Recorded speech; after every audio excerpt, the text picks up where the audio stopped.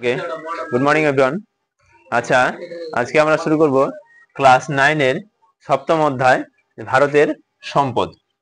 ওকে, আচ্ছা, তো সম্পদ, এমনি সম্পদ বলতে আমরা কি বুঝি?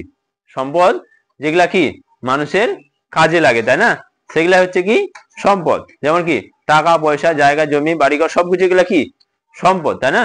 ওকে, সম্পদের সংজ্ঞাটা তাহলে কি, যে সম্পদের জনক কে? জিমারম্যান। 1951 সালে তিনি সম্পদের সংজ্ঞা দিয়েছিলেন কি, যে কোনো বস্তু বা পদার্থ সম্পদ নয়, সেই বস্তু বা পদার্থ হচ্ছে সম্পদ যেটা কি মানুষের কাজে লাগে, প্রয়োজনে লাগে। যে যে বস্তু বা পদার্থটা মানুষের কি অভাব মোচন করতে পারে, সেটাই হচ্ছে কি সম্পদ। ওকে, সম্পদের জনকে জিমারম্যান। কে?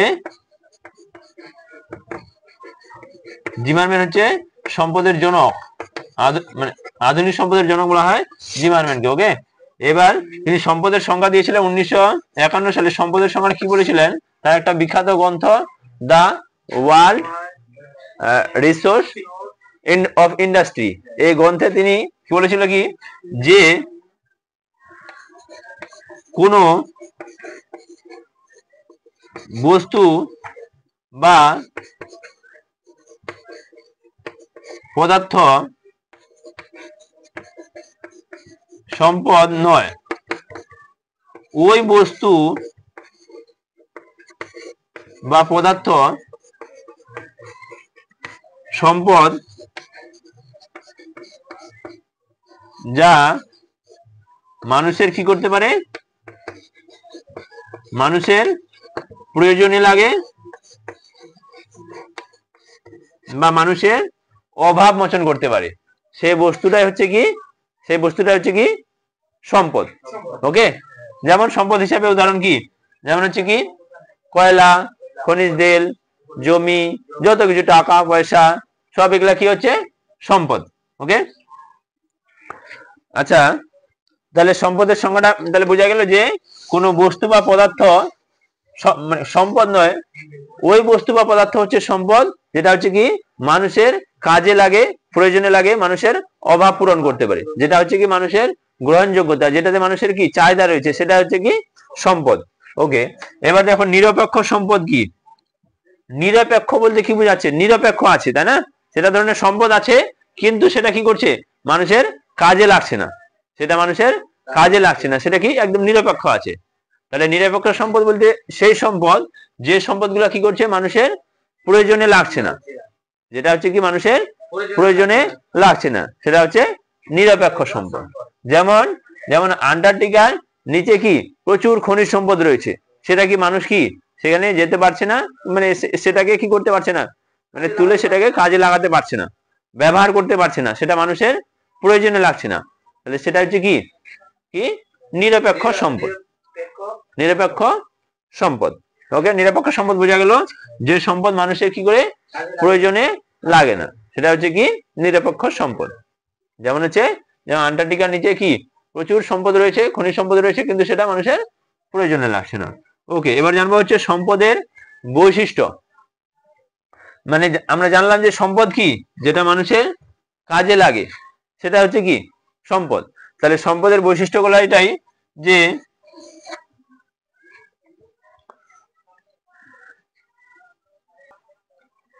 ওকে, তাহলে দেখা হচ্ছে কি সম্পদের বৈশিষ্ট্যগুলোর মধ্যে দেখা হচ্ছে কার্যকারিতা। সম্পদের বৈশিষ্ট্য দেখা হচ্ছে 1 নম্বর হচ্ছে কার্যকারিতা। কি সম্পদের কি একটা বস্তুটা, সেই বস্তু বা পদার্থ বা সম্পদটা কি কি থাকতে হবে, কার্যকারিতা থাকতে হবে, তাই না? যেটা মানুষের কি করতে পারে, কাজে লাগতে পারে, তাই না? তারপর হচ্ছে কি গ্রহণযোগ্যতা। গ্রহণযোগ্যতা বলতে কি, যে কোনো বস্তু বা পদার্থটা কি মানুষের কাছে কি গ্রহণযোগ্য হতে হবে। যদি মানুষের কাছে যদি গ্রহণযোগ্য না হয়, তাহলে সেটা কি সম্পদ হবে? হবে না, তাই না? মানুষের সেটা কি গ্রহণ করতে পারছে না, তাহলে সেটা কি সম্পদ? সম্পদ হবে না, তাই না? সেটা তাহলে কি মানুষের কাছে কি গ্রহণযোগ্যতা থাকতে হবে, সেটা কি গ্রহণযোগ্য। তারপর হচ্ছে কি চাহিদা। তাহলে চাহিদা, যে মানে হচ্ছে বস্তুটা কি যত বেশি চাহিদা, তার কি মূল্যটাও বেশি, তাই না? তার মূল্যটা বেশি ধরনের ধীরে ধীরে কি বেড়ে যায়, যত চাহিদা বেশি বেড়ে যায়, সেই সম্পদটা কি দামটা হচ্ছে কি বেড়ে যায়, তাই না? তাহলে হচ্ছে কি সেই সম্পদের একটা প্রধান বৈশিষ্ট্য হচ্ছে কি, তার একটা কি চাহিদা থাকবে মানুষের, হ্যাঁ, তারপরে হচ্ছে কি উপযোগিতা, তাহলে কি যে সম্পদটা আছে কি যে বস্তু বা পদার্থটা কি মানুষের কি করতে পারে, উপকার করতে পারে, তাই না, বা কাজে লাগতে পারে, বা তার একটা উপযোগিতা থাকবে, তাহলে সেটা হচ্ছে সম্পদ। তাহলে সুগমতা, সুগমতা হচ্ছে কি যেটা কি সহজে মানুষ কি করতে পারে, গ্রহণ করতে পারে। তাহলে এমন এমন ধরনের সম্পদ আছে যেটা কি মানুষ হচ্ছে কি গ্রহণ করতেই পারছে না, তাহলে সেটা কি সম্পদ? যেমন একটু বললাম যে নিরপেক্ষ সম্পদের মধ্যে যেমন হচ্ছে কি আন্টার্কটিকার নিচে অনেক সম্পদ রয়েছে, খনিজ সম্পদ রয়েছে, কিন্তু সেটা মানুষ কি করতে পারে, সেটা মানুষ কি গ্রহণ করতে পারছে না, তাহলে সেটা কি হবে, সম্পদ? সেটা সম্পদ বলা যাবে না, তাই না? তাহলে তার একটা সুগমতা থাকবে। তারপর হচ্ছে গতিশীলতা, সম্পদের কি থাকবে একটা প্রধান বৈশিষ্ট্য, আর হচ্ছে কি তার একটা গতিশীলতা থাকবে। ওকে, যে কোনো সম্পদের যত চাহিদা বাড়ছে, তার যেমন হচ্ছে মানুষের কি যত টেকনিক বাড়ছে, ধরুন জ্ঞানটা একটা জ্ঞানটা একটা কি সম্পদ, তাই না? সেই জ্ঞানকে কাজে লাগিয়ে মানুষ কি করছে, মানে একটার পর একটা জিনিস আবিষ্কার করতে আছে, ঠিক না? যেমন হচ্ছে মানুষ কি ফসল, একটা ফসল থেকে আরেকটা ফসল, মানে হচ্ছে কি ফসলের উন্নতি। আগে যেমন হচ্ছে কি ফসল কি আগে এখন যেমন ফসল উৎপন্ন হচ্ছে, আগে কি তেমন হতো না? আগে মানে এখন যেমন মানে হচ্ছে জমিকে কাজে লাগাচ্ছে, আগে কি তেমন কি জমিকে কাজে লাগাতো কি, কাজে লাগতো কি, লাগতো না, তাই না? তাহলে কি তার একটা গতিশীলতা থাকবে, সম্পদের একটা কি থাকবে, গতিশীলতা থাকবে। তারপরে হচ্ছে কি সংকোচন আর প্রসারণ, সম্পদের কি হতে পারে, সংকোচন হতে পারে, কমতে পারে, আবার প্রসারণ হতে পারে। ওকে, তাহলে এগুলা হচ্ছে সম্পদের বৈশিষ্ট্য। বৈশিষ্ট্য কয়েকটা মনে রাখবে, কার্যকারিতা, সম্পদের কার্যকারিতা থাকতে হবে, গ্রহণযোগ্যতা, সম্পদের একটা প্রধান বৈশিষ্ট্য হচ্ছে তার গ্রহণযোগ্যতা থাকবে, চাহিদা, উপযোগিতা, সুগমতা আর গতিশীলতা, আর হচ্ছে কি সংকোচন ও প্রসারণ। ওকে, আচ্ছা, তারপরে দেখো হচ্ছে কি সম্পদের প্রকার, সম্পদের প্রকার,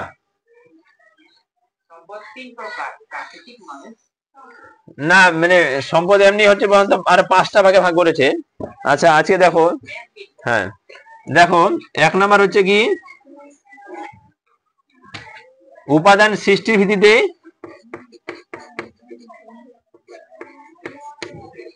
উপাদানের সৃষ্টির ভিত্তিতে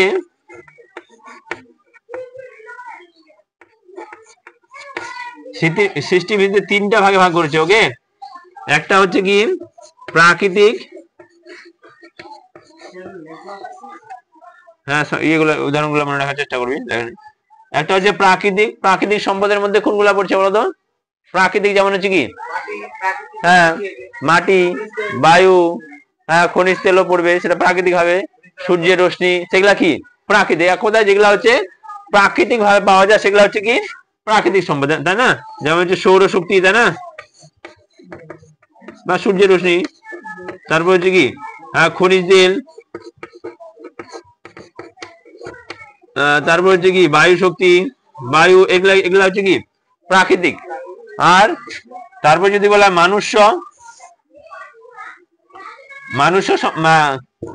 তারপর হচ্ছে মানুষ সৃষ্টি সম্পদ কোনগুলা, যেগুলা হচ্ছে কি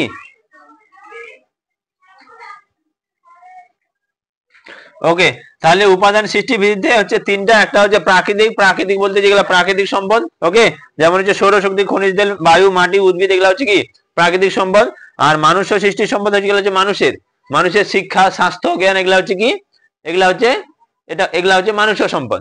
আর সাংস্কৃতিক সম্পদ যেগুলা হচ্ছে কি সাংস্কৃতিক ভাবে, যেমন হচ্ছে কি বিজ্ঞান, মানুষের চেতনা, তা মানুষের হচ্ছে কি চাহিদা, মানে এগুলা হচ্ছে সাংস্কৃতিক সম্পদ। এটা গেল উপাদান সৃষ্টির ভিত্তিতে। আর একটা হচ্ছে কি মানে হচ্ছে স্থায়িত্বের ভিত্তিতে, স্থায়িত্বের ভিত্তিতে 2টা ভাগ করা হয়, একটা হচ্ছে কি পুনর্ভব আর অপুনর্ভব। বা পুনর্ভবটাকে কি বলা হয়, এটাকে বলা হয় কি, এটা কি বলা হয় অক্ষয়িষ্ণু বা অপ্রবাহমান সম্পদ, সরি এটা কি প্রবাহমান সম্পদ। পুনর্ভবটা হচ্ছে কি পুনরায়, যেটা হচ্ছে কি পুনরায় সৃষ্টি হতে পারে, যেমন হচ্ছে কি যেমন হচ্ছে সৌরশক্তি, বায়ু শক্তি, এগুলা হচ্ছে কি পুনর্ভব সম্পদ। ওকে, আর অপুনর্ভব যেগুলা কি পুনরায় আবির্ভূত হতে পারে না বা পুনরায় সৃষ্টি হতে পারে না, এগুলা কি এটা একটা লিমিটেড রয়েছে। ওকে, এটা কি লিমিটেড রয়েছে, এটাকে ক্ষয়িষ্ণু সম্পদ বলা হয় বা অপ্রবহমান সম্পদ বলা হয়। এটাকে যতটা তুমি যদি ধরুন সাপোজ কতটা আছে, যেমন খনিজ তেল, প্রাকৃতিক গ্যাস, কয়লা, এগুলা ধরনের একটা লিমিটেড আছে। 100 লিটার আছে, তুই 100 লিটার যদি শেষ করে দিস তাহলে এটা কি শেষ হয়ে যাবে। ওকে, এটা শেষ হয়ে যাবে। তাহলে এটা হচ্ছে কি অপুনর্ভব সম্পদ আর পুনর্ভব। এই স্থায়িত্বের ভিতরে দুটা ভাগ করা হয়, পুনর্ভব বা অপুনর্ভব। পুনর্ভব যেটা হচ্ছে ক্ষয়িষ্ণু, আর যেটা হচ্ছে অপুনর্ভব যেটা হচ্ছে অক্ষয়িষ্ণু। ওকে, আর তারপরে হচ্ছে কি আর জৈব জৈব বৈশিষ্ট্যের ভিত্তিতে দুটা ভাগ করা হয়, একটা হচ্ছে কি জৈব আর একটা হচ্ছে অজৈব। জৈব বলতে যেগুলা হচ্ছে কি জীব থেকে যে সম্পদগুলো পাওয়া যায় সেগুলো জৈব। যেমন হচ্ছে কি বলো, জৈব যেমন হচ্ছে কি মানে জীব থেকে পাওয়া যায়। হ্যাঁ, জীব থেকে যা পাওয়া যায়, যেমন হচ্ছে কি যত কিছু মাছ, যত জীব থেকে যা পাওয়া যায়, মাছ, তারপরে হচ্ছে কি মানে জীব থেকে যেগুলা পাওয়া যায় সেগুলা হচ্ছে জৈব সম্পদ। আর অজৈব সম্পদ যেগুলা জীব থেকে পাওয়া যায় না। ওকে, যেমন হচ্ছে কি বায়ু শক্তি, জল শক্তি, সৌরশক্তি, এগুলা মানে অজৈব সম্পদ। হ্যাঁ, জলশক্তি, এই জলবিদ্যুৎ, হ্যাঁ সেটা কি মানে সেটাকে কাজে লাগিয়ে না, ওটা বলা যাবে না। বায়ু আর সৌরশক্তি এটা হচ্ছে কি, এটা হচ্ছে পুনর্ভব সম্পদ। আর তারপরে হচ্ছে মালিকানা ভিত্তিতে, মালিকানা ভিত্তিতে জেনেছিলাম কয়টা, মালিকের ভিত্তিতে চারটা ভাগে ভাগ করা হয়েছে। কি একটা হচ্ছে ব্যক্তিগত সম্পদ। ব্যক্তিগত বলতে কি যেটা ব্যক্তিগত, যেমন হচ্ছে কি জায়গা জমি, এগুলা কি মানুষের ব্যক্তিগত সম্পদ, তাই না? তারপরে এগুলা ব্যক্তিগত সম্পদ। তারপরে সামাজিক সম্পদ কোনগুলা, যেগুলা হচ্ছে কি হ্যাঁ যেগুলা হচ্ছে সামাজিক সম্পদ, যেমন হচ্ছে হাসপাতাল, বিদ্যালয়, এগুলা কি এগুলা হচ্ছে সামাজিক সম্পদ। ওকে, হ্যাঁ মানে সমাজের সবাই ব্যবহার করতে হবে, সমাজের প্রত্যেকের সেটা সম্পদ, তাই না? আর তারপর হচ্ছে কি জাতীয় সম্পদ। জাতীয় সম্পদ কোনগুলা, হ্যাঁ যেমন হচ্ছে কি সাগর, মহাদেশ, এগুলা কি হ্যাঁ এগুলা হচ্ছে কি এগুলা হচ্ছে জাতীয় সম্পদ। আর আন্তর্জাতিক সম্পদ কোনগুলা, যেমন লেখা ছিলাম না এর আগে, আন্তর্জাতিক সম্পদ যেটা হচ্ছে কি যেমন হচ্ছে কি আন্টার্কটিকা মহাদেশ, সেটা কি আন্তর্জাতিক সম্পদ, তাই না? প্রত্যেকটা দেশের, প্রত্যেকটা মহাদেশের সেটা হচ্ছে কি সম্পদ। যেমন হচ্ছে কি আকাশপথ, সেটা হচ্ছে কি সেটা হচ্ছে কি আন্তর্জাতিক সম্পদ। আর জাতীয় সম্পদের মধ্যে আরো যেমন হচ্ছে কি রেলপথ, সড়ক পথ, এগুলো সব হচ্ছে কি জাতীয় সম্পদ।